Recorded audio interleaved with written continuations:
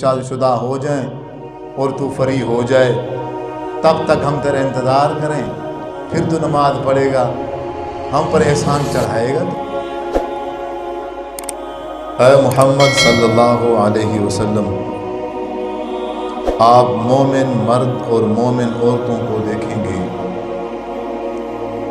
قیامت کے دن، یسعی نورہم بین ایدیہم و بایمانہم، ان کا جو نور ہے، ان کی جو روشنی ہے، مومنوں کے آگے اور مومنوں کی دائیں سائڈ پر نور ہی نور ہوگا، اور وہ اسی نور میں چل رہے ہوں۔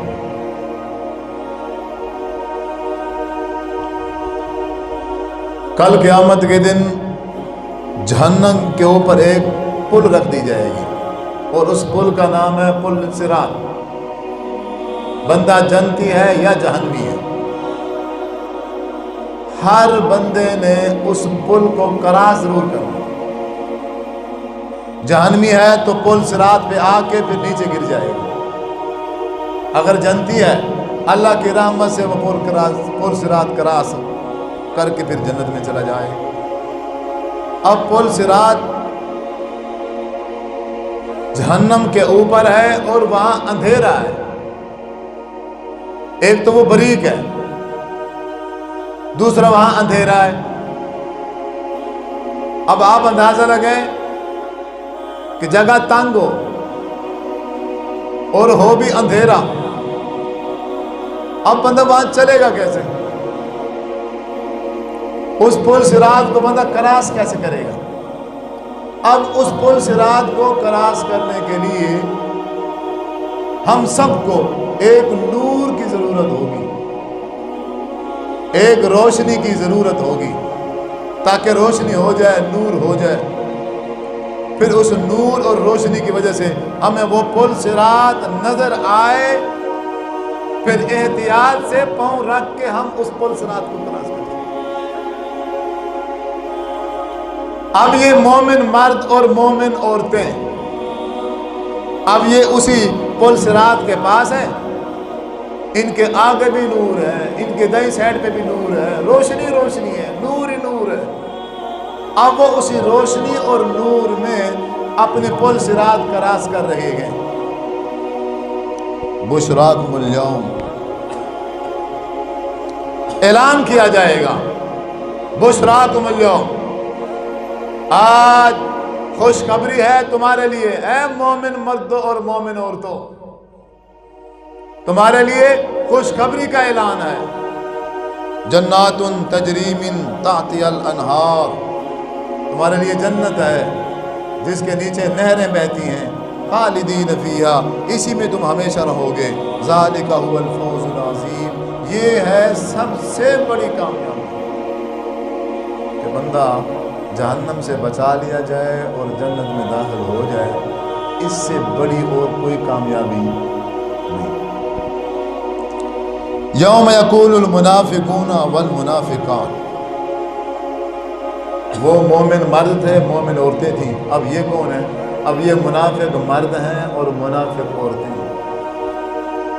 ان کا حال یہ ہے، للذین آمنوا، مومنوں سے کہیں گے کیا، انظرونا نقتبس من نورکم، اے رک جاؤ، تھوڑا انتظار کر لو، ہم تمہارے پیچھے پیچھے آ رہے ہیں، ہمارے پاس نور ہے نہیں، ہمارے پاس روشنی نہیں ہے، اب ہم نے بھی پل صراط کراس کرنی ہے، اندھیرے میں کیسے کراس کریں گے؟ تھوڑا تم ٹھہر جاؤ، ہمارا انتظار کر لو، ہم تمہاری روشنی حاصل کر لیں، تھوڑی سی تمہاری ہی روشنی کے ذریعے تک ہم بھی پل صراط کراس کر سکیں، ٹھہر جاؤ۔ آواز آئے گی، قیل ارجعوا وراءکم فالتمسوا نورا، جاؤ دنیا میں جاؤ، پیچھے ہٹ جاؤ، اب پل صراط پر آ کے تمہیں نور نہیں ملے گا۔ اگر تم نے یہ نور حاصل کرنا ہے، اگر تم نے یہ روشنی لینی ہے، تو پھر قیل ارجعوا وراءکم، پھر تمہیں دنیا میں جانا پڑے گا، دوبارہ دنیا میں جا کے، دنیا میں رہ کے फल्तमिसू नूरा, फिर तुम किसी नूर को तलाश करो। यहाँ नहीं मिलेगा, यहाँ क्या होगा? फज़ुरिब बैनहुम बिसूरिन लहू बाब, मोमिन और मुनाफिकों के दरमियान एक दीवार बना दी जाएगी। बातिनुहु फीहि रहमा, अब उस दीवार में एक दरवाज़ा लगा दिया जाएगा, दरवाजे की अंदर वाली साइड जो है फीहि रहमा, उसमें रहमत होगी, जन्नत होगी। वा ज़ाहिरुहु मिन क़िबलिहिल अज़ाब, और उस दरवाजे की जो बाहर वाली साइड है वहाँ अज़ाब होगा, जहन्नम होगी। अल्लाहु अकबर। फिर कहा क्या जाएगा? युनादूनहुम अलम नकुम माकुम, दीवार हैल बन जाएगी मुनाफिकों और मोमिनों के दरमियान। अब मुनाफिक आवाज़ें देंगे, युनादूनहुम अलम नकुम माकुम, आवाज़ लगाएंगे मोमिनों को, मर्द मर्दों को, औरतें औरतों को, अलम नकुम माकुम। ये क्या हो गया है? दुनिया में हम एक साथ रहते थे, अब हमें अलग कर दिया। अब हमें तुम्हारी थोड़ी से नूर की ज़रूरत है, रोशनी की ज़रूरत है, और तुम हमें अपना नूर नहीं देते हो, रोशनी नहीं देते। हम तुम्हारे साथ ही तो थे, क्या वजह है? आवाज़ देंगे, वो कहेंगे कालू बला, इसमें कोई शक नहीं है, हम इकट्ठे रहते थे, सारा कुछ ऐसे था, लेकिन तुम्हारी हालत और पोजीशन ये थी कि वला किन्नकुम फतनतुम अनफुसकुम, तुमने अपने आप को फितनों में डाल रखा था। व तरब्बस्तुम, और तुम इंतज़ार करते रहे। तुम क्या करते रहे? हाली बहुत देर है, अभी तो मैं जवान हूँ, अभी से इबादत पे लग जाऊं। ओ नहीं नहीं, अभी तो मेरी शादी नहीं हुई, अभी तो मेरे खेलने के दिन है, अभी तो मेरे घूमने के दिन है, अभी तो मैं सैर सपाटे करूंगा, खेलूंगा कूदूंगा, अभी बहुत देर है। और तुम तरब्बस, तुम इंतजार करते रहे। चले मैं नमाज शुरू करता हूँ, बस ये काम कर लूँ, ये काम कर लूँ, बस मेरे 2-3 बच्चे रहते हैं, मैं इनकी शादी कर लूँगा, फिर मैं फ्री हूँ, फिर मुझे कोई काम नहीं होगा, फिर मैं इंशाअल्लाह दाढ़ी भी आने दूंगा और 5 वक्त की नमाज शुरू कर दूंगा। अब तेरा इंतज़ार करें, तेरा अब इंतज़ार करें कि तेरे बच्चे शादीशुदा हो जाएं और तू फ्री हो जाए, तब तक हम तेरा इंतज़ार करें, फिर तू नमाज पढ़ेगा, हम पर एहसान चढ़ाएगा। तो वह तरब्बस, तुम इंतज़ार में लगे रहे, लेकिन हमने इंतज़ार नहीं किया। जैसे ही अल्लाह ताला ने हमें मौका दिया, हमने उसी दिन से ही इबादत शुरू। व तरब्बसुम वरतब्तुम, और तुम तो शक शुबे में रहे। वगर्रतकुमुल अमानियु, दुनियावी ख्वाहिशात ने तुम्हें धोखे में डाल दिया था।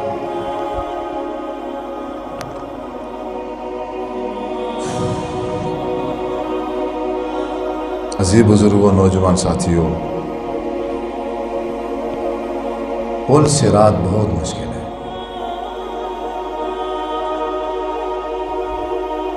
और हमारी जो पोजीशन और हालत है, हम गफलत के शिकार हैं। सुस्ती, गफलत हमारे ऊपर छाई हुई है, बिल्कुल दिल ही नहीं करता हमारा कि हम इबादत की तरफ आ जाएं, हम नमाज की तरफ आ जाएं। अब ये जो नूर कहा जा रहा है कि दुनिया में चले जाओ, नूर तलाश करके ले आओ, ये नूर क्या है? हमें दुनिया में रह के नूर कैसे मिलेगा? नूर किस तरह हासिल होगा? आप सल्लल्लाहु अलैहि वसल्लम ने फरमाया, मन हाफज अलैहा, जिस बंदे ने एक दिन में 5 नमाजों की हिफाजत की, कानत लहू नूरन व नजातन व बुरहानन यौमल क़ियामा, वो 5 नमाजें उस बंदे के लिए कल क़यामत के दिन नूर बन जाएंगी।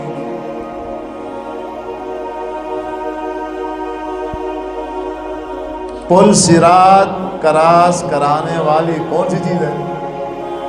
नमाज, जो कल क़यामत के दिन नूर बन जाएगी, रोशनी बन जाएगी। वो कौन सी चीज है?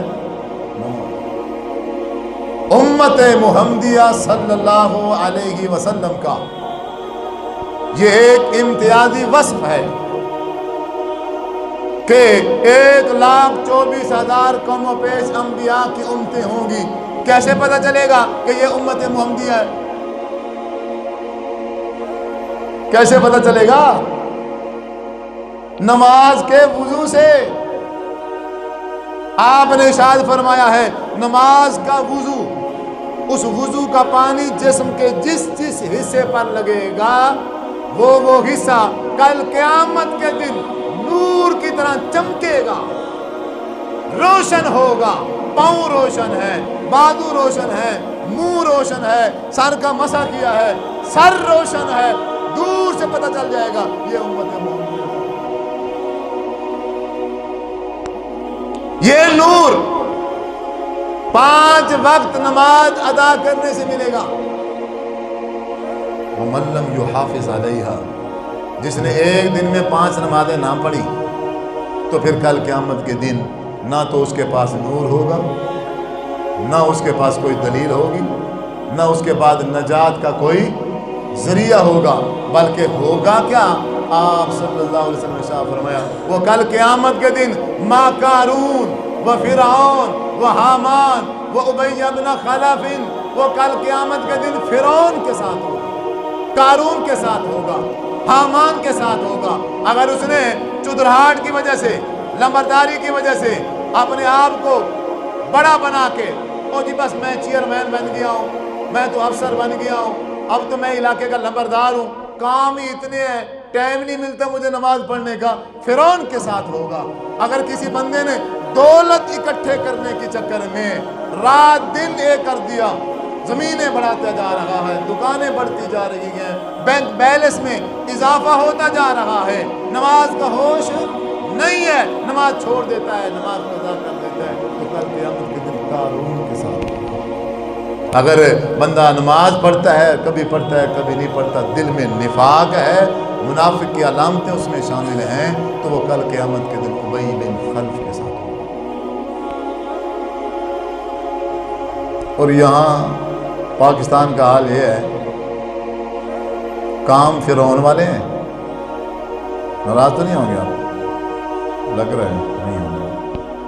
کام فرعون والے، کام قارون والے، کام ابی بن خلف والے، اور رولا اور شور یہ ڈالا ہم وہابی ہیں، ہم بریلوی ہیں، بریلوی جنت میں جائیں گے، وہابی جنت میں جائیں گے، ہم اہل دیوبند ہیں، اہل دیوبند بالکل شریعت کے مطابق ہوتے ہیں، ہم اہل تشیع ہیں، ہم فلاں ہیں فلاں ہیں، اور تم کچھ بھی نہیں ہو. اگر تمہارے اندر نماز نہیں ہے، اگر تمہارے اندر نماز نہیں ہے، پھر اگر تمہارا نام اہل حدیث ہے تو پھر تم کیا سمجھتے ہو کل قیامت کے دن پل صراط پہ نور کہاں سے آئے گا؟ پل صراط کراس کیسے ہوگی؟ صرف نام اہل حدیث لکھوانے سے، نام اہل حدیث رکھنے سے پل صراط کراس ہو جائے گی کیا؟ 5 نمازیں پڑھنی پڑیں گی. پہلے 5 نمازیں ہوں گی، پھر میں مسلمان بنوں گا.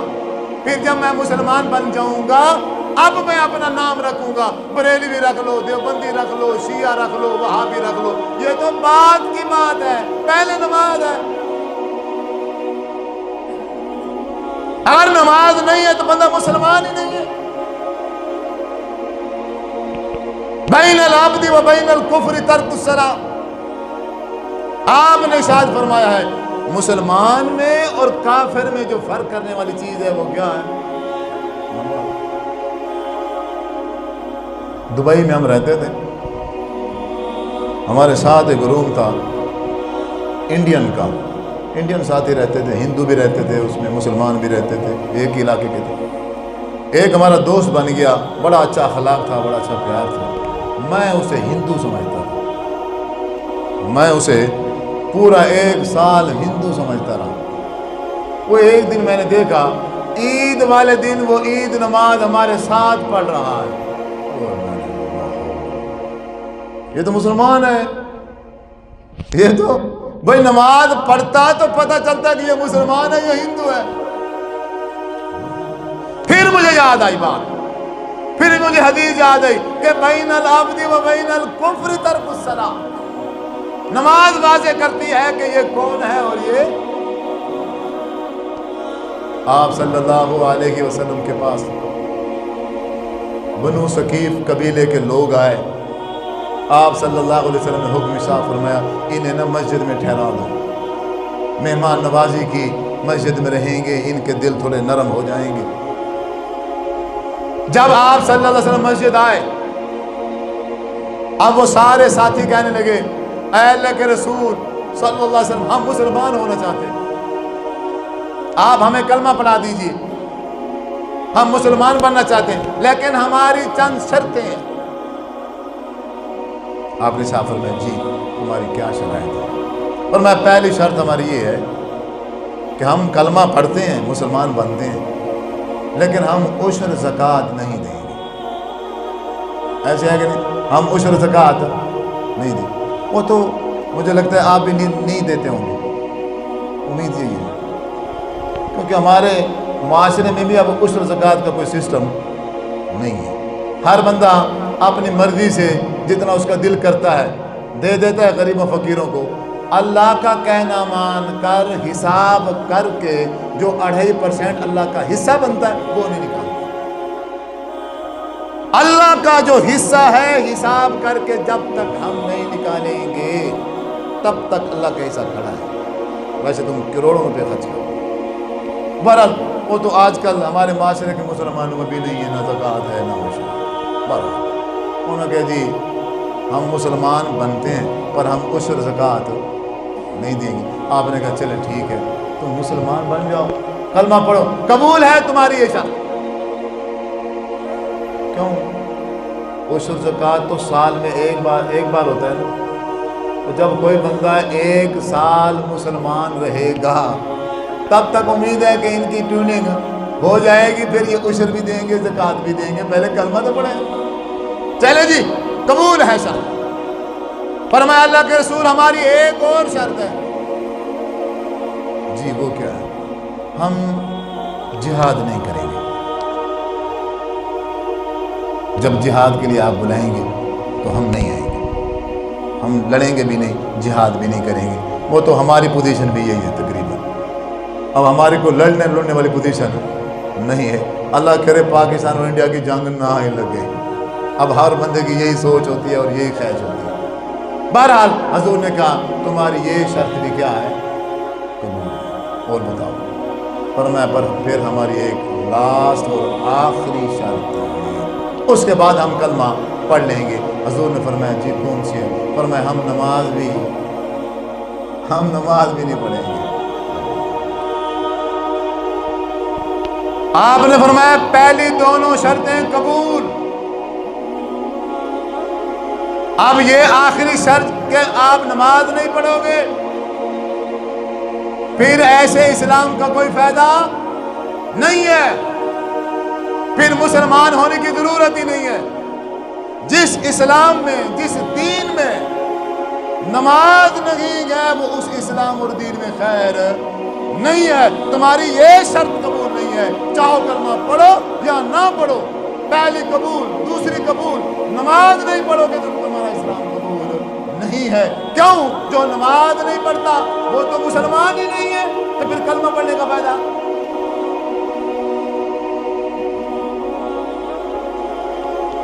یہ جتنے جمعہ پڑھنے آئے بیٹھے ہیں یہ سارے مسلمان ہیں.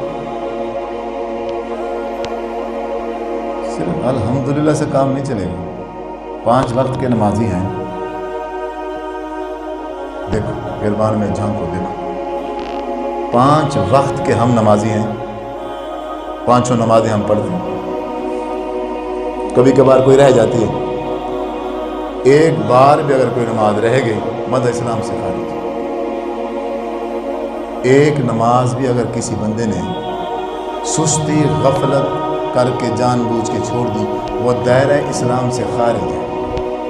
اب دیکھو کتنے مسلمان